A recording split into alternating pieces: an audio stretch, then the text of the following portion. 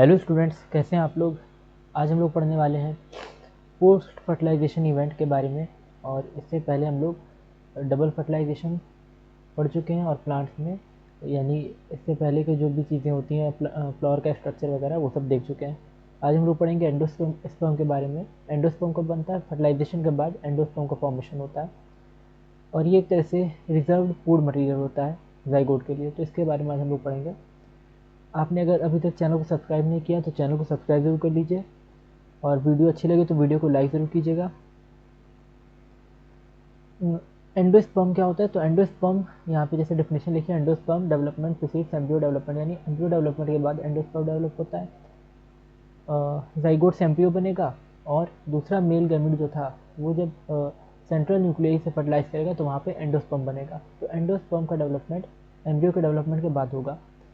इसके बाद एंडोस्पर्म जो होता है, ये primary endosperm cell divides repeatedly and form a triploid endosperm tissue. जब प्राइम एंडोस्पर्म बनता है तो उस टाइम पे वो प्राइमरी एंडोस्पर्म सेल होती है, वो रिपीटेडली डिवाइड करता रहता है और एक ट्रिप्लॉइड एंडोस्पर्म टिश्यू बना लेता है। ठीक है, तो पहले प्राइमरी एंडोस्पर्म सेल होती है, इसमें डिवीज़न जब एंडोस्पर्म जब जिस टाइम पे बना होता है, यानी मेल गैमेट ऑफ जो क्या होते हैं यहाँ पे जैसे डायग्राम बना बताए थे, मेल गैमेट है ये। ठीक है, मेल गैमेट जब जाइगोट बना और एक मेल गैमेट सेंट्रल न्यूक्लियस से मिला तो यहाँ पे प्राइमरी एंडोस्पर्म सेल बन गई। तो ये प्राइमरी एंडोस्पर्म में भी डिवीजन चलते रहते हैं और ये क्या बनाता है, ये ट्रिप्लॉइड होता है शुरू से ही और ये एंडोस्पर्म टिश्यू बना लेता है। इस टिश्यू की जो सेल्स होती हैं ये रिजर्व फूड मटेरियल की तरह एक्ट करती हैं, यानी इन सेल्स में क्या होता है, रिजर्व फूड मटेरियल इसमें होता है, रिजर्व फूड मटेरियल, और ये न्यूट्रिशन देता है डेवलपिंग एम्ब्रियो को। तो ये इतनी इंपॉर्टेंट चीज़ है एंडोस्पर्म के बारे में कि एंडोस्पर्म डबल फर्टिलाइजेशन में ट्रिपल फ्यूजन से बनता है। ट्रिपल फ्यूजन इसको बोलते हैं। मेल गैमेट जो है दो सेंट्रल न्यूक्लियस से जब फर्टिलाइज करेगा तो इसको बोलेंगे ट्रिपल फ्यूजन और इससे बनता है एंडोस्पर्म। एंडोस्पर्म जब बना प्राइमरी एंडोस्पर्म सेल, उसमें डिवीजन होते रहते हैं, एंडोस्पर्म टिश्यू बनता है और ये रिजर्व फूड मटेरियल है, डेवलपिंग एम्ब्रियो को ये फूड प्रोवाइड करता है, न्यूट्रिशन प्रोवाइड करता है। सबसे मोस्ट कॉमन टाइप की बात करें तो पेन जो होता है सक्सेसिव न्यूक्लियर डिवीजन करेगा और ये फ्री न्यूक्लियर बना देगा, यानी इसमें न्यूक्लियर डिवीजन होंगे। ठीक है, प्राइमरी एंडोस्पर्म न्यूक्लियस इसको हम लोग बोलते हैं पेन। प्राइमरी एंडोस्पर्म न्यूक्लियस को शॉर्टकट में क्या बोलते हैं, पेन बोलते हैं। इसमें न्यूक्लियर डिवीजन होते रहते हैं और ये फ्री न्यूक्लियर बना देते हैं, बहुत सारे न्यूक्लियस बना देंगे चारों तरफ। जैसे यहाँ पे क्या है, एंडोस्पर्म है ये वाला डायग्राम, प्राइमरी एंडोस्पर्म, तो इसमें डिवीजन होते रहते हैं किनारे किनारे पे, इस तरह से बहुत सारी सेल बन जाएंगे, बहुत सारे न्यूक्लियस बन जाएंगे। तो इसको बोलते हैं प्राइमरी एंडोस्पर्म न्यूक्लियस पेन। में डिवीजन होता है कि फ्री न्यूक्लियस तरह के बन जाएंगे। शुरू में तो एक ही न्यूक्लियस रहता है, पेन एक ही रहता है, लेकिन बाद में बहुत सारे फ्री न्यूक्लियस बन जाते हैं। और ये हमें देख फ्री न्यूक्लियर एंडोस्पर्म जो होता है, ठीक है, यानी कि फ्री न्यूक्लियर देखने को मिलता है, इसको बोलेंगे free nuclear endosperm. Free nuclear endosperm, इसमें फिर क्या होता है, सेल वॉल का फॉर्मेशन होता है। इसके बाद जो कुछ सारे न्यूक्लियर बन गए, अब यहाँ पे सेल वॉल बनती है और इसके बाद एंडोस्पर्म में खूब सारी सेल्स बन जाती हैं। जब अलग अलग न्यूक्लियस में अपनी अपनी सेल वॉल बनेगी तो इस पर अलग अलग न्यूक्लियस में जब अपनी अपनी सेल वॉल बन जाएगी इस तरह से, तो यहाँ पे क्या हो जाएगा, सेल वॉल बनने के साथ इसमें इस पूरे प्राइमरी एंडोस्पर्म सेल में डिवीजन अलग अलग दिखने लगेंगे, तो ये मल्टी सेलुलर स्ट्रक्चर हो जाता है इस तरह से। ठीक है, इसमें सेल्स बन जाती है, पहले न्यूक्लियस का डिवीजन हुआ, बहुत सारे फ्री न्यूक्लियर बने, फिर उसके बाद डिफरेंट सेल्स बन गई। The number of free nuclei form before cellularisation varies greatly the coconut water. अब ये कोकोनट जो होता है, कोकोनट का हम लोग एग्जाम्पल लेते हैं, कोकोनट में हमें फ्री न्यूक्लियर एंडोस्पर्म देखने को मिलता है, यानी उसमें एक प्राइमरी एंडोस्पर्म न्यूक्लियस से डिवीजन होकर कई सारे फ्री न्यूक्लियर बन जाते हैं। तो कोकोनट में कंडीशन देखने को मिलती है, लिक्विड के फॉर्म में ये होता है। ठीक है, इसको बोलते हैं cellular endosperm surrounding the white kernel. Free nuclear endosperm and the surrounding white kernel is white kernel is the cellular endosperm. तो यहाँ पे सेंटर में इसमें दोनों चीज़ है, सब में कोकोनट में क्या क्या है, फ्री न्यूक्लियर एंडोस्पर्म भी है जिसमें थाउजेंड ऑफ न्यूक्लियर है और सराउंडिंग वाइट कर्नल है जो सेलुलर एंडोस्पर्म है। तो फ्री न्यूक्लियर एंडोस्पर्म और सेलुलर दोनों तरह का एंडोस्पर्म यहाँ पे होता है, यानी अंदर के जैसे कोकोनट है तो कोकोनट का जो इनर साइड होगा इसमें किसी तरह का डिवीजन नहीं होगा, बस खाली न्यूक्लियस डिवाइड होते रहते हैं और न्यूक्लियस खूब सारे न्यूक्लियस इसमें होते हैं। तो ये फ्री न्यूक्लियर कंडीशन सेंटर में देखने को मिलेगी। और बाहर की तरफ कौन सी कंडीशन होगी, बाहर की तरफ सेलुलर एंडोस्पर्म की कंडीशन होगी, यानी अलग अलग सेल्स जैसे दिखाई देंगे। तो ये बाहर की तरफ दिखाई देते हैं अलग अलग सेल्स के जैसे। सेलुलर एंडोस्पर्म की कंडीशन ये बाहर की तरफ होती है, ये चीज़ देखने को मिलती है यहाँ पे इस तरह से। तो कोकोनट में बाहर के साइड क्या होगा, और सेल्स का डिवीजन हो जाएगा, और अंदर के साइड सिर्फ न्यूक्लियस का डिवीजन होगा। तो अंदर प्री न्यूक्लियर कंडीशन होगी, बाहर सेलुलर एंडोस्पर्म की कंडीशन होगी। एंडोस्पर्म में भी एदर भी completely consumed by the developing embryo before seed maturation, और इसमें persist in the mature seed. यानी जब सीड्स का डेवलपमेंट होता है तो उस टाइम पे क्या तो एंडोस्पर्म पूरे डिप्लीट हो जाते हैं, ख़त्म हो जाते हैं, जैसे मटर में, ग्राउंडनट में, ठीक है, ग्राउंडनट, पी ये हो गई, ग्राउंडनट हो गई, अखरोट हो गया, और पी हो गई, यानी मटर हो गई, बीन्स हो गई, ठीक है, बीन्स वगैरह होती हैं, दाल। तो इन सब में, या सोयाबीन जैसे, तो पी, ग्राउंडनट, बीन्स, इनमें क्या होता है, कम्प्लीटली कंज्यूम हो जाता है, एंडोस्पर्म पूरी तरह से डिप्लीट हो जाएगा यहाँ पे, एंडोस्पर्म खत्म हो जाता है बिफोर। तो छोटे छोटे दाने देखने को मिलते हैं इनमें, बिफोर सीड मैचुरेशन, ठीक है, सीड मैचुरेशन से पहले ये डिप्लीट हो जाता है एंडोस्पर्म। और कुछ में ये परसिस्ट करता है मैच्योर सीड में भी, जैसे कैस्टर हो गया, कोकोनट हो गया, तो काफ़ी फ्लैशी सा स्ट्रक्चर इसका बनता है, कैस्टर में ऑयल निकाला जाता है, या कोकोनट से ऑयल भी मिलता है, फ्लैशी स्ट्रक्चर भी इसका होता है। तो इसमें एंडोस्पर्म परसिस्ट करता है, तो उनका फ्लैशी स्ट्रक्चर हो जाता है, जो है इनका स्ट्रक्चर जो है फ्लैशी हो जाता है। तो ये कास्टर और कोकोनट, इनमें हमें देखने को मिलता है एंडोस्पर्म परसिस्ट करता है, ठीक है। कास्टर और कोकोनट में एंडोस्पर्म परसिस्ट करता है, और पी, ग्राउंड एंड बीन्स, ये सब में एंडोस्पर्म डिप्लीट हो जाता है, खत्म हो जाता है। यानी एम्ब्रियो जब डेवलप हो रहा होता है, सीड जब बन रही होती है, उस टाइम पे पूरा पूरा एंडोस्पर्म उसमें कंज्यूम हो जाता है सीड के डेवलपमेंट में। And be used up during seed germination. अब कुछ में अगर परसिस्ट करता है तो हो सकता है कि वो सीड जर्मिनेशन के दौरान उसको यूज़ कर ले। तो ये जो होते हैं कास्टर कोकोनट, ये सीड जर्मिनेशन जब होता है, यानी जब सीड ग्रो करते हैं सॉइल में, उससे फिर स्टेम निकलता है, रूट निकलती है, तो उसमें ये यूज़ कर सकते हैं एंडोस्पर्म को। Split open some seed of castor, ये तो एक्सपेरिमेंट दिया। तो इस तरह से एंडोस्पर्म में क्या क्या है, सबसे पहले देखते हैं एंडोस्पर्म में। एंडोस्पर्म कब हो रहा है, एंडोस्पर्म का डेवलपमेंट एम्ब्रियो डेवलपमेंट के बाद होता है। तो ये स्टेटमेंट याद रखना है कि एंडोस्पर्म का डेवलपमेंट क्या होता है, एम्ब्रियो डेवलपमेंट के बाद होता है। और प्राइमरी एंडोस्पर्म जो है, इसमें प्राइमरी एंडोस्पर्म सेल ये डिवाइड करेगी, ट्रिप्लॉइड होती है, और ये डिवाइड करती रहती है, और ये क्या बना लीजिए, एंडोस्पर्म टिश्यू, यानी बहुत सारी सेल से मिलकर फिर उसका टिश्यू एक बन जाएगा एंडोस्पर्म का। अब ये सारी की सारी सेल्स क्या होती हैं, ये जो सेल्स होती हैं इस टिश्यू में, ये न्यूट्रिशन प्रोवाइड करती हैं जाइगोट को। एम्ब्रियो जब डेवलपमेंट चल रहा होता है तो उस टाइम पर उसको न्यूट्रिशन प्रोवाइड करती हैं, रिजर्व फूड मटेरियल की तरह एक्ट करती हैं एंडोस्पर्म की सेल्स। और इसमें फिर होता है इसको हम बोलते हैं पेन एंडोस्पर्म न्यूक्लियस, यानी जब जिस टाइम पे प्राइमरी एंडोस्पर्म बना, एंडोस्पर्म जब बना, तो उसको हम लोग बोलते हैं प्राइमरी एंडोस्पर्म न्यूक्लियस या प्राइमरी एंडोस्पर्म सेल। उसके अंदर न्यूक्लियर डिवीजन होते रहेंगे, और बहुत सारे फ्री न्यूक्लियाई बन जाते हैं जो पेरिफेरी वगैरह पे अरेंज हो जाते हैं किनारे किनारे। और इस कंडीशन को बोलते हैं फ्री न्यूक्लियर एंडोस्पर्म। जैसे यहाँ पे दिखाया था, यहाँ पे पहले खूब सारे न्यूक्लियस किनारे किनारे अरेंज हो जाएंगे, और फिर उसमें सेल्स धीरे धीरे पार्टीशनिंग होगी। तो पहले क्या होता है कि न्यूक्लियस अरेंज हो जाते हैं, ये न्यूक्लियस जो होते सारे होते हैं इनको बोलते हैं फ्री न्यूक्लियर या फ्री न्यूक्लियर एंडोस्पर्म, ठीक है। अब इसके बाद इसमें क्या सेल वॉल बनती है, हर एक न्यूक्लियस में अपनी अपनी सेल वॉल बन जाएगी, हर एक न्यूक्लियस में सेल वॉल बन गई, तो ये सेलुलर स्ट्रक्चर बन जाता है, इसको बोलते हैं प्री न्यूक्लियर एंडोस्पर्म। और यहाँ पे सेलुलर जब स्ट्रक्चर बन गया तो सेलुलर एंडोस्पर्म बोलते हैं, सेलुलर एंडोस्पर्म। तो कोकोनट में जनरली हम देखते हैं सेंट्रल साइड जो होता है, बीच का साइड, कोकोनट का बीच का साइड, यहाँ पे लिक्विड जैसा जो दिखता है मटेरियल, तो ये लिक्विड जो होता है कोकोनट ऑयल या कोकोनट का जो वाटर होता है, कोकोनट वाटर, तो ये क्या होता है, लिक्विड एंडोस्पर्म जो होता है, ये फ्री न्यूक्लियर एंडोस्पर्म है, ठीक है, इसमें न्यूक्लियस होते हैं। और जो किनारे उसका गुदा होता है, वाइट उसका पल्प होता है, वाइट कर्नल जिसको बोलते हैं, तो वो सेलुलर एंडोस्पर्म होता है, उसमें सेल्स का फॉर्मेशन हो चुका होता है, यानी सेल वॉल बन चुकी होती है। इसके बाद एंडोस्पर्म जो है कभी कभी परसिस्ट करता है और कभी पूरी तरह से डिप्लीट हो जाता है, यानी एम्ब्रियो जब डेवलप हो रहा होता है तो वो पूरे पूरे एंडोस्पर्म को यूज़ कर लेता है ग्रोथ के लिए, उसको उसके न्यूट्रिशन को ऑब्जॉर्व कर लेता है। तो एंडोस्पर्म जो है पी में, ग्राउंडनट में, बीन्स में, इसमें कम्प्लीटली कंज्यूम हो जाता है, और कैस्टर ऑयल कोकोनट में इसमें परसिस्ट करता है, रहता है सीड जर्मिनेशन के दौरान भी, सीड जर्मिनेशन इसको फिर ये बाद में एंडोस्पर्म सीड जर्मिनेशन के दौरान इसका यूज़ कर लिया जाएगा। इसके बाद नेक्स्ट है इसमें सीड का डेवलपमेंट, ठीक है।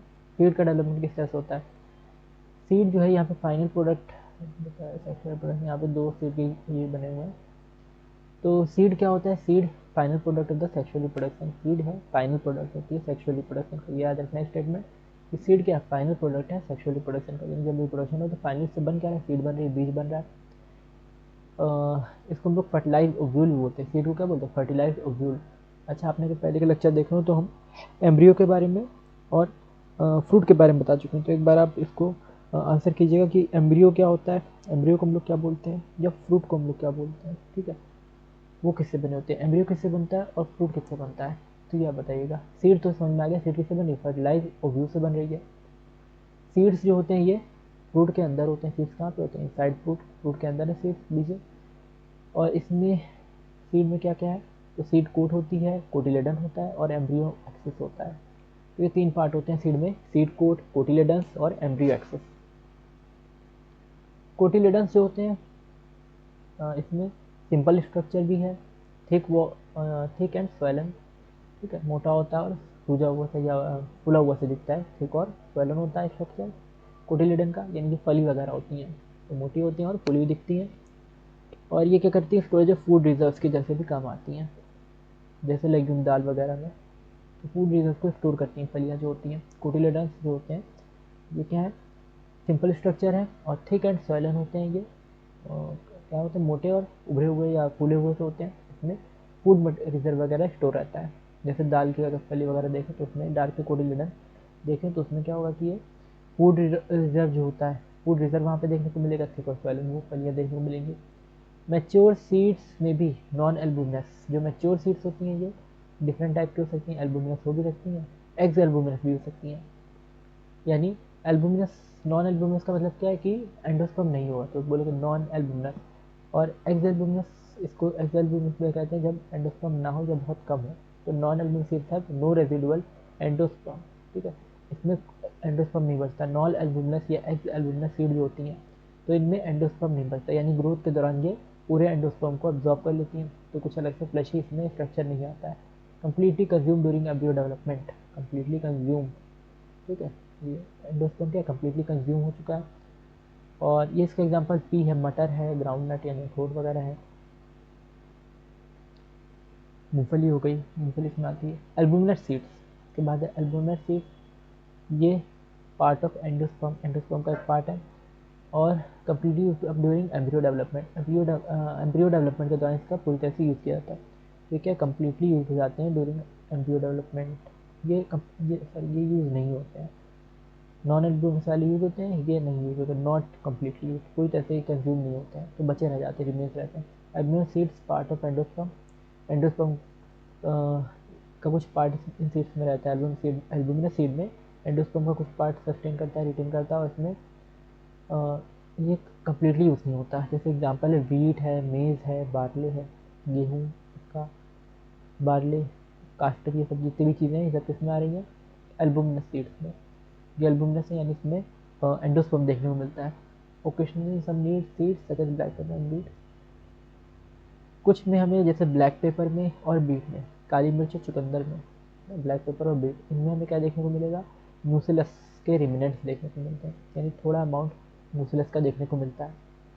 ठीक है, परसिस्ट करता है। तो इसको बोलते हैं रेजिडुअल परसिस्टेंट न्यूक्लियस। इसको बोलते हैं पेरिस्पर्म। क्या बोलते हैं? पेरिस्पर्म। तो कुछ भी जैसे भी होते हैं जिसमें म्यूसिलस भी थोड़ा बहुत रिटेन रह जाता है, बचा रह जाता है, तो इसको हम लोग बोलते हैं पेरिस्पर्म। वरना तो क्या होगा कि ज़्यादातर भी तो न्यूक्लियस डिजनरेट हो जाता है, खत्म हो जाता है। लेकिन कुछ सीड्स ऐसे होते हैं जैसे काली मिर्च हो गई या चुकंदर हो गई, इनके केस में न्यूक्लियस भी होता है, तो इसको बोलते हैं perisperm. Integument of ovules harden and tough protective seed coat. ये जो ओव्यूल की इंटीगमेंट होती है इससे क्या बनता है? सीड कोड बनता है, सीड कोड बनता है और ये टफ और प्रोडक्टिव होता है। ठीक है, टफ और प्रोडक्टिव होता है, यानी सीड का जो बीज का जो फली होती है बीज, वो ओव्यूल के इंटीगमेंट से बनती है। ठीक है, बीजे की जो फली है, सीड कोट है उसका, ऐसा कहते हैं बीजे का छिलका जो है वो किससे बनता है? ओव्यूल के इंटीगमेंट से।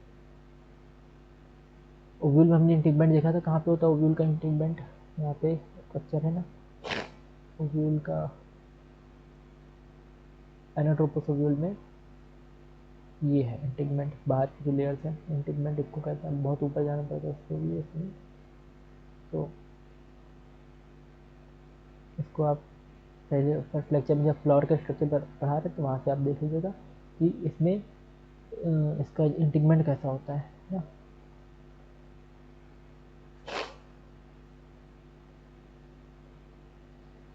Integrate of ovule seed coat, और यहाँ पे micropyle remains as a small pore. Micropyle small pore के फॉर्म में होता है सीड कोड के अंदर, माइक्रोपाइल स्मॉल पोर के फॉर्म में होता है, और इससे ऑक्सीजन और वाटर जा रहा होता है सीड में जर्मिनेशन के लिए। तो ये माइक्रोपाइल क्या करता है, माइक्रोपाइल जो होता है ये स्मॉल पोर बनाता है सीड के अंदर, और इसमें क्या होता है ऑक्सीजन और वाटर जो होता है ये प्रोवाइड हो जाते हैं सीड को।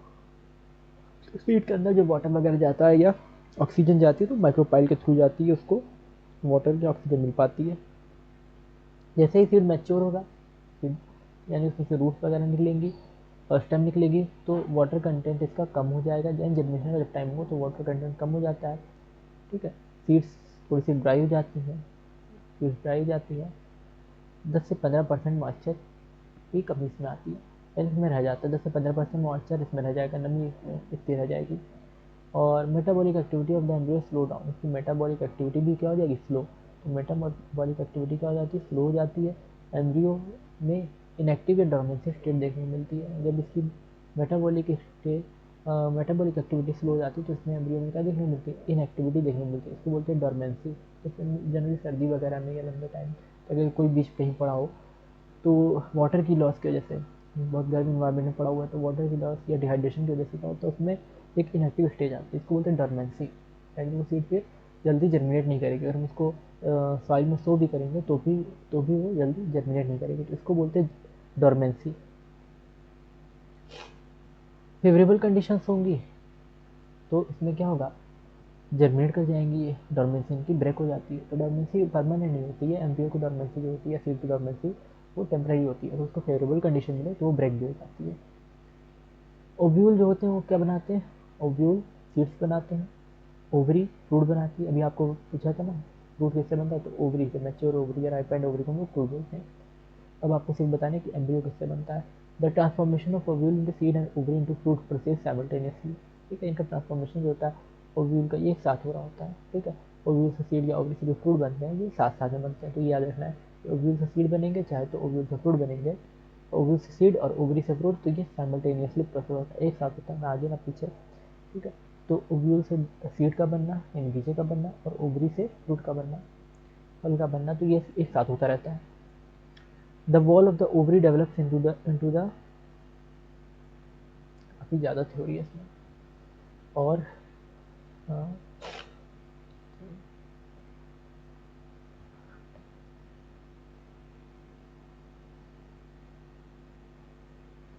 क्या है next, the wall of the ovary develop into the wall of the fruit called pericarp. तो ओवरी की जो वॉल होती है, ओवरी की वॉल ये फ्रूट की वॉल बनाती है, उसको हम क्या बोलते हैं, पेरिकार्प, या फल का जो छिलका होता है वो चीज़। तो ओवरी की वॉल जो होती है या फ्रूट की वॉल ये क्या बनाती है, पेरिकार्प। अब फ्रूट जो होता है ये फ्लैशी होता है, फ्रूट कैसा हो सकता है, फ्लैशी हो सकता है, जैसे गुआवा, ऑरेंज, मैंगो, इसमें फ्लैशी होता है, मासल इसको बोलते हैं फ्रूट, इसमें फ्लैश होता है, जिसको गूदा बोलते हैं, पल्प होता है, ठीक है। गुआवा, ऑरेंज, मैंगो, और कुछ ड्राई भी होते हैं, ग्राउंडनट वगैरह जैसे हो गया, मस्टर्ड हो गया, ये सब ड्राई होते हैं। अखरोट, मूंगफली, सरसों, ये सब क्या होता है, ड्राई होते हैं। तो क्या देखा कि ओवरी की जो वॉल होती है वो क्या ओवरी ओवरी जो है ओवरी की बॉल ये फ्रूट की बॉल बनाती है, फल की बॉल इससे बनेगी तो ओवरी बॉल से, यानी पेरिकार्प जो बनेगा फ्रूट में वो ओवरी की बॉल से बनता है, उससे इंटीग्रेट है। और फ्रूट जो होते हैं फ्लैशी होते हैं, गुआवा, ऑरेंज, मैंगो, इनमें ये फ्रूट फ्लैशी हैं। और कुछ फ्रूट में क्या होता है, ये ड्राई ग्राउंड नट और मस्टर्ड, इसमें फ्रूट जो होते हैं ये फ्लैशी नहीं होते इनके, ग्राउंड नट और मस्टर्ड के, जैसे ड्राई फ्रूट वगैरह हम लोग देखते हैं तो वो भी। Many fruits have evolve mechanism for dispersal of seed, dispersal of seed ये मैकेनिज्म देखने को मिलता है ज़्यादातर फ्रूट्स में, डिस्पर्जल ऑफ सीड का मैकेनिज्म देखने को मिलता है। वो अपनी सीड को क्या करते हैं, फ्रूट्स जो होते हैं, फ्रूट्स की वजह से ही सीड का डिस्पर्जल होता है, यानी सीड्स ऐसे कहाँ डिस्पर्स नहीं हो सकती, पॉलन जैसे ऐसे हवा से उड़ के जब उधर जा रहे थे, सीड्स थोड़ी भारी होती हैं, वेट में ज़्यादा होती हैं, तो वो हवा से या किसी कोई कीड़ा उनको लेकर नहीं जाएगा सीड्स को। तो कभी कभी आंट वगैरह जैसे कर देते हैं, कुछ इंसेक्ट कर देते हैं सीड का डिस्पर्जल, लेकिन दूसरी जगह पर ले जाते हैं, लेकिन वो उसको डिस्ट्रॉय भी कर देते हैं। सीड का डिस्पर्जल के लिए फ्रूट का होना जरूरी हो जाता है। फ्रूट की वजह से सीड का डिस्पर्सल अच्छे से हो जाता है। जैसे जंगल के जानवर वगैरह जैसे बंदर ही हो गए, तो इधर से उधर किसी फल को खाएंगे तो उसके बीजों को दूसरी जगह ले जाकर फेंक देंगे, तो दूसरी जगह से वही पेड़ निकल आएगा। ठीक है, फिर वो उधर बंदर अगर होंगे, मंकीज होंगे, वो उसको खाएंगे, उसके फ्रूट को खाएंगे, तो उसकी सीड्स को हो सकता है वो कहीं और ले जाके वो फेंक दें, तो उस सीड से फिर कहीं और जो है क्रॉप हो जाती है, ग्रो कर जाती है उसी प्लांट की। तो इस तरह से सीड का डिस्पर्सल जो है ये फ्रूट के थ्रू आसानी से हो जाता है।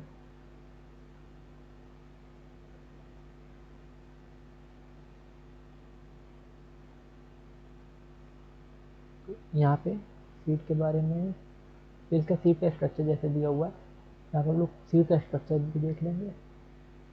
सीड का स्ट्रक्चर कैसा है, तो ये है कोटिलेडन, दो कोटिलेडन दिख रहे हैं, यानी ये कौन सा है सीड, ये डाइकोट है। ठीक है, इसमें दो कोटिलेडन दिख रहा है, माइक्रोपाइल इधर की तरफ दिख रहा है। किसका सीड है, स्ट्रक्चर ऑफ सीड्स दिया नहीं आंसर। ठीक है, तो फिर ये हाइकोटिल रूट एक्सिस है, इसमें सीड के अंदर दिखाया गया, सीड कोड बाहर होता है, बाहर की तरफ सीड कोड है, अंदर एंडोस्पर्म है, एंडोस्पर्म और कोटिलेडन, अलग अलग प्लेन्स इसको कट करके दिखाया गया। तो ये कोटिलेडन है, हाइपोक्सिल रूट एक्सिस है यहाँ पे, hypocotyl root axis, shoot apical meristem है और रूट टिप है। जैसे ऐसे दिख रही है सीड। इसके अलावा सीड कोट है, कोटिलेडन्स यहाँ पे है, shoot apical meristem, hypocotyl root axis, root tip है, तो ये एंडोस्पर्म है। यहाँ पे भी दिख रहा है ये इसका सीड का जो है स्ट्रक्चर, पेरिकार्प बाहर की तरफ है, अंदर की तरफ एंडोस्पर्म है, स्कूटिलम सबसे अंदर है। ठीक है, इधर के साइड नीचे ये मोनोकॉट का सीड हो सकता है। यहाँ पे कोलियोप्टाइल है, प्लूम्यूल है, रेडिकल, कोलियोराइजा, तो इस तरह से इसका सीड दिख रहा है। यहाँ पे ये सीड है मोनोकॉट का, इसमें हाइपोकोटिल, इसमें स्कूटिलम वगैरह देखने को मिल रहा है, ये मोनोकॉट का सीड है, सिंगल कोटिलेडन है, यहाँ पे भी सिंगल कोटिलेडन है, ऐसा मोनोकॉट का सीड है। ऊपर वाली सब डाइकोट का सीड में दो कोट देखने को मिल रही है। इस तरह से ही होता है स्ट्रक्चर सीड का, यानी सीड में वही स्ट्रक्चर दिखता है जो एम्ब्रियो का स्ट्रक्चर था, वो सीड के अंदर एक साइड में दिख रहा है यहाँ पे। ठीक है, एक साइड में ये एम्ब्रियो का स्ट्रक्चर इसी सीड में दिख रहा है। ठीक है, तो यहाँ पे इस तरह से कुछ सीड्स हैं यहाँ पे। कोटिलेडन इसका क्या बनाता है, सीड कोट वगैरह जो होता है, ठीक है, कोटिलेडन बनाता है। माइक्रोपाइल सीड कोट यहाँ बना ना, एंडोस्पर्म और कोटिलेडन। ठीक है, इसके बाहर एक छोटी पतली परत भी होती है, असल में कोटिलेडन ना एक पतली परत बना देगा। जैसे हम लोग कभी कभी क्या करते हैं कि कुछ जैसे मटर ही ले, मटर को छिलते हैं तो मटर पे एक पतली झिल्ली भी होती है, तो उस तरह का एक कोटिलेडन जो है ये सीड पे देखने को मिलता है। जैसे चना ले, चने पे हमें देखने को मिलता है कवर एक। ठीक है, चने को भूना जाए तो ब्राउन ब्राउन हो जाता है, तो कोटिलेडन भी देखने को मिलता है। और एक बाहर सीड कोट भी है, बीच में एंडोस्पर्म भी फिल होता है। शूट एपिकल मेरिस्टेम है, रूट मतलब शूट और रूट वाले पार्ट है, रूट टिप से रूट बनेगी, बाद में शूट बनेगी। यहाँ पे पेरिकार्प है जो फ्रूट का वो बनता है, क्या कहते हैं, फ्रूट का कवरिंग बन जाएगी। एंडोस्पर्म है, इसके अंदर का स्टोर मटेरियल। स्कूटेलम है, सिंगल कोटिलेडन होता है ना मोनोकॉट में, तो ये मोनोकॉट का जैसे दिख रहा है। क्लोरियोप्टाइड से शूट बनती है, रेडिकल है, कोलियोराइजा है, रेडिकल से रूट बनती है, क्लोराइजा प्रोटेक्शन के लिए, कोलियोप्टाइड लीफ वगैरह बनाएगा। तो ये इसके पार्ट्स हैं, सीड्स के पार्ट के हमने देखे। एक बार फिर से रिवीजन कर लेते हैं कि सीड में अभी तक हमने क्या क्या देखा है यहाँ पे, कि सीड्स जो होते हैं एंजियोस्पर्म की जनरल सीड की बात कर रहे हैं, फ्लावरिंग प्लांट के। सीड फाइनल प्रोडक्ट होता है सेक्सुअल रिप्रोडक्शन का, सेक्सुअल रिप्रोडक्शन में सबसे लास्ट में बनता है। और इसमें फर्टिलाइज्ड ओव्यूल क्या होता है, फर्टिलाइज्ड ओव्यूल जो होता है तो ये सीड में कन्वर्ट हो जाता है, यानी सीड का डेवलपमेंट फर्टिलाइज्ड ओव्यूल से होता है।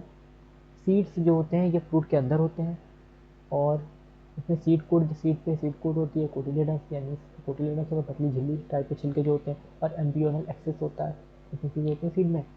कोटिलेडन्स सिंपल स्ट्रक्चर होते हैं, थिक एंड स्वोलन होते हैं, यानी सूजे हुए और थिक मोटे मोटे होते हैं। इसमें फूड रिजर्व का स्टोरेज होती है, जैसे दाल वगैरह लेग्यूम्स हो गए। मैच्योर सीड्स जो होते हैं ये नॉन एल्बुमिनस या एक्स एल्बुमिनस है, यानी इसमें क्या नहीं होता, रिजर्व फूड मटेरियल नहीं होता। नॉन एल्बुमिनस सीड्स है, नो रेजिडुअल एंडोस्पर्म, यानी इसमें रेजिडुअल एंडोस्पर्म भी नहीं होता है। नॉन एल्बुमिनस सीड में रेजिडुअल एंडोस्पर्म भी नहीं होगा। ठीक है, क्योंकि इसमें क्या है, एंडोस्पर्म नहीं है नॉन एल्बुमिनस में, यानी कम्प्लीटली कंज्यूम्ड है। तो इसके एग्जाम्पल है पी, मटर और ग्राउंडनट, ये सब इस बात है। एल्बुमिनस सीड में एंडोस्पर्म होता है, और ये इसका यूज़ कम्प्लीटली नहीं होता। ये वीट, मेज, बार्ले, कास्टे, ये सब एल्बुमिनस है, इसमें एंडोस्पर्म परसिस्ट करता है। ब्लैक पेपर और बीट, इसमें न्यूक्लियस भी देखने को मिलेगा सीड में, तो ब्लैक पेपर बीट वगैरह में। तो इसको क्या बोलते हैं, पेरिस्पर्म बोलते हैं, पेरिस्पर्म। इस तरह के सीड्स को क्या बोलेंगे, पेरिस्पर्म बोलेंगे। ओव्यूल का इंटेगमेंट जो होता है ये क्या बनाता है, सीड कोड में सीड कोड बनाता है। तो सीड कोड कैसे बना होता है, ओव्यूल का इंटेगमेंट है, थोड़ा हार्ड होता है, प्रोटेक्टिव होता है सीड कोड। माइक्रोपाइल, इसमें एक सीड में माइक्रोपाइल भी होता है।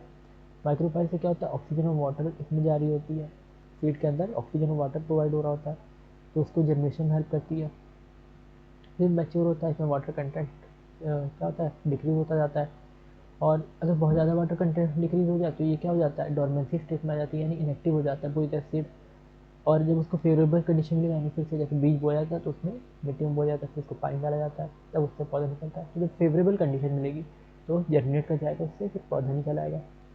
एज ओव्यूल्स, ओव्यूल्स जो है यहाँ पे सीड बनाती हैं, ओवरी फ्रूट बनाती है। ओव्यूल से सीड और ओवरी से जब फ्रूट बनता है तो ये एक साथ हो रहा होता है प्रोसेस। ओवरी की वॉल जो होती है क्या बनाती है, फ्रूट की वॉल बना देती है, जिसको पेरिकार्प हम लोग कहते हैं। और फ्रूट जो होता है फ्लैशी, यानी उस पर क्या होगा, फ्लैश उसमें गूदा जैसे हमको देखने को मिलेगा, तो उसको बोलते हैं फ्लैशी, जैसे गुआवा हो गया, ऑरेंज मैंगो पल्प देखने को मिलता है, ठीक है। और ग्राउंड नट, ये ड्राई होता है, ग्राउंड मस्ट ये सब ड्राई है, ठीक है, यानी इसमें हमें पल्प वगैरह नहीं देखने को मिलेगा, ठीक है। ये सीड्स का स्ट्रक्चर हमने देखा, कोटिलेडन पे है, माइक्रोपाइल है, ठीक है। माइक्रोपाइल ऑक्सीजन वगैरह प्रोवाइड कर रहा है, ठीक है, फूल जैसा होता है, ये है सभी माइक्रोपाइल, ठीक है।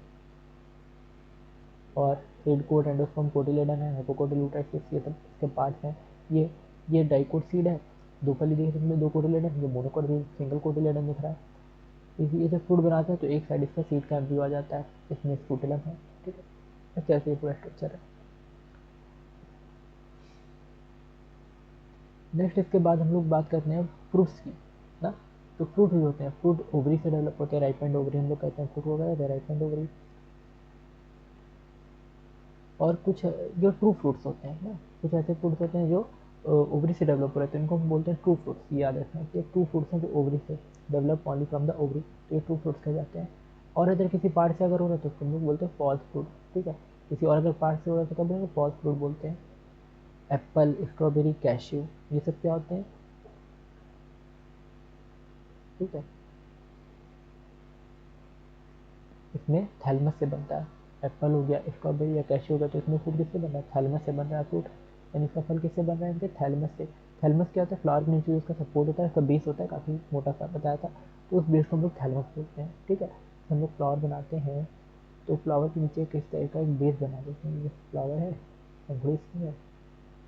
अब ये फ्लावर बनाया हमने तो एक बेस इस तरह का बना देंगे ना, और फिर डंडी बना देंगे। तो ये बेस जो होता है इसी को हम लोग क्या बोलते हैं, थैलमस बोलते हैं, इसी बेस को हम लोग थैलमस बोलते हैं। तो ये याद रखना है कि फ्लावर का बेस जो होता है फ्लावर का, वो क्या होता है, थैलमस होता है। ये है एप्पल है, इसमें सीड है, थैलमस बाहर का थैलमस पोर्शन है, यही तो क्या बना, फ्रूट बना रहा है, फ्लैशी है, ठीक है। तो इसके ऊपर यहाँ पे जैसे हम देखते हैं तो यहाँ पे फ्रूट, इसके फ्लावर का स्ट्रक्चर दिखता है ऊपर के साइड, ठीक है। ये उसका थैलमस था, तो इसमें क्या बन गई है, इसी में फूड बन गया है, ठीक है। थैलमस में इसके अंदर ये सीड्स है, एंडोकार्प, मीजोकार्प, ठीक है। इसकी लेयर्स हैं डिफरेंट फ्रूट की, मीजोकार्प और एंडोकार्प, ठीक है। थैलमस एकीन, इसमें भी थैलमस क्या, फ्रूट जैसे स्ट्रॉबेरी है तो इसमें भी थैलमस क्या बना, फ्रूट बना दिया है। बाहर ये एकीन देखने को मिलेगा, यानी बीच बीच जैसे स्ट्रक्चर पे होता है, तो इसको बोलते हैं एकीन टाइप का फ्रूट बोलते हैं। तो ये फॉल्स फ्रूट में आते हैं, एप्पल और स्ट्रॉबेरी किसमें आते हैं, फॉल्स फ्रूट में। याद रखना है एप्पल और स्ट्रॉबेरी क्या होते हैं, फॉल्स फ्रूट होते हैं। कुछ पार्थेनोकार्पिक फ्रूट होते हैं जैसे बनाना वगैरह, जिसमें सीड की रिक्वायरमेंट नहीं होती है, इसको ग्रो कराने के लिए सीड की रिक्वायरमेंट नहीं होती, यानी इसमें सीड नहीं बनती है। ये बिना फर्टिलाइजेशन के डेवलप हो जाते हैं, विदाउट फर्टिलाइजेशन, फर्टिलाइजेशन नहीं होता, सीड नहीं बनती, इस तरह से ये फ्रूट डेवलप हो जा रहे हैं। तो इनको बोलते हैं banana. Parthenocarpy can be induced through the application growth hormone and such food. Parthenocarpy होती है यहाँ पे, ग्रोथ हार्मोन वगैरह अप्लाई किए जाते हैं, ये सीडलेस होते हैं। अच्छा, आपको एक कमेंट करना है कि पार्थेनोकार्पी इंड्यूस करने के लिए हम कौन सा हार्मोन इसमें अप्लाई करते हैं, कौन सा हार्मोन इसको प्रोवाइड करते हैं कि इसमें पार्थेनोकार्पी हो जाए, यानी बिना सीड के फ्रूट बन जाए, बिना फर्टिलाइजेशन के जो है फ्रूट का डेवलपमेंट हो जाए, यानी मेल गमेंट और फीमेल गमेंट के मिले बिना ही फ्रूट बन जाए, एम्ब्रियो बन जाए। तो इसके लिए हम लोग किस हार्मोन का, प्लांट हार्मोन का इस्तेमाल करते हैं, ये आपको आंसर करना है। पार्थेनोकार्पी के लिए कौन सा प्लांट हार्मोन यूज होता है? पार्थेनोकार्पी जो होती है application of growth hormone, such fruits are seedless. तो ये फ्रूट्स कैसे होते हैं? सीडलेस होते हैं, यानी इसमें सीड्स नहीं होती। अब यहाँ पे सीड्स के कुछ एडवांटेजेस दे रखी हैं कि सीड्स क्या होती हैं। एंजियोस्पर्म के लिए एडवांटेजेस होती हैं। एडवांटेजेस क्या? पॉलिनेशन और फर्टिलाइजेशन में, यानी सीड डिस्पर्जल में जो बोल रहे थे, पॉलिनेशन और फर्टिलाइजेशन में भी हेल्प करेगी सीड्स। और जैसे कोई इंसेक्ट आता है तो सीड्स वो पॉलिनेशन वगैरह करेगा, तो इस प्रोसेस वजह pollination fertilisation are independent of water, seed formation is more dependable.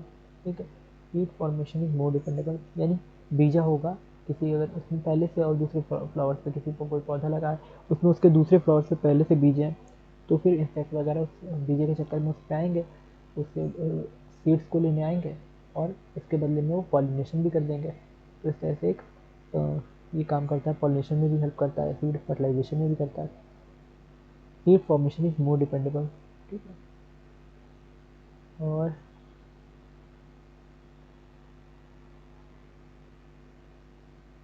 Colonise in other areas, new species को डिस्पर्जल टू न्यू हैबिटाट, नई जगहों पे ले जाने के लिए स्पीशीज़ को, या नई एरियाज़ में कॉलोनाइज करने के लिए वहाँ पे और ज़्यादा ट्रीज, नए तरह के जो जिसके सीड गए दूसरी जगह पे। तो जैसे कोई जगह पे कोई ट्री है, अब उसको अगर उस ट्री को किसी दूसरी जगह पे जाना है तो वो चल कर जा नहीं सकता, तो क्या करेगा? वो अपनी सीड वगैरह जो बना रहा होगा उसका डिस्पर्जल करेगा, और उसके डिस्पर्जल से वो फिर दूसरी जगह पे ग्रो कर पाएगा। तो ये कॉलोनाइजेशन में भी हेल्पफुल होते हैं, न्यू एरिया में कॉलोनाइजेशन के लिए। तो इसके सफिशियंट फूड रिजर्व भी होता है, फीड भी होता है, फीड के अंदर फूड भी स्टोर रहता है, तो ये सफिशियंट फूड रिजर्व भी है।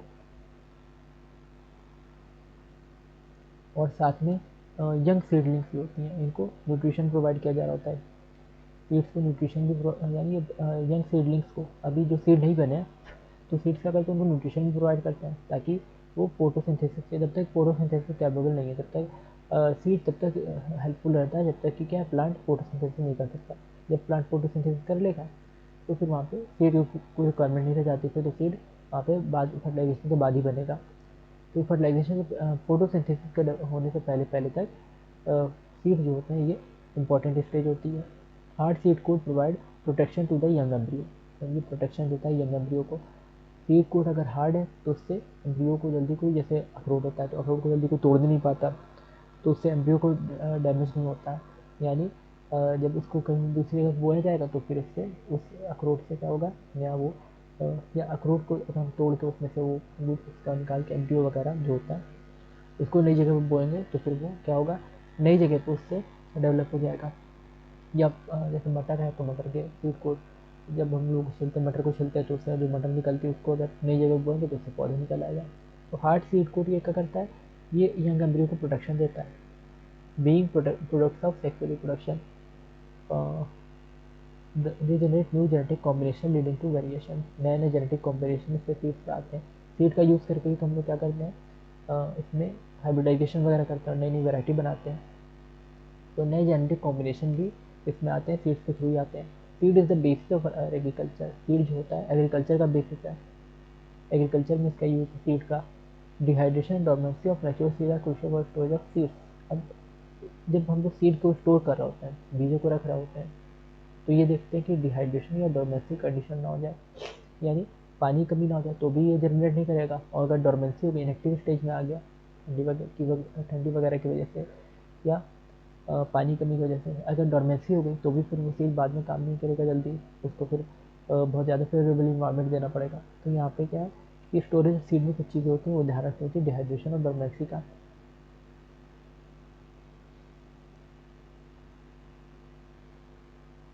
तो एक बार देख लेते हैं यहाँ पे सीड के बारे में क्या क्या पढ़े, काफ़ी लंबा ये यहाँ पे दिया हुआ आर्टिकल।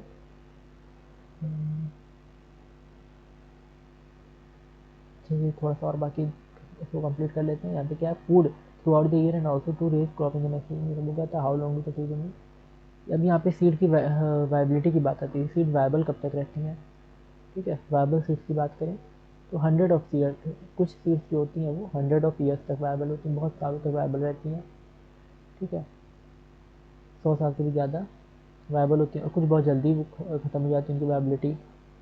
अब जैसे इसकी सीड है oldest is that lupin lupinus arcticus excavated from Arctic tundra.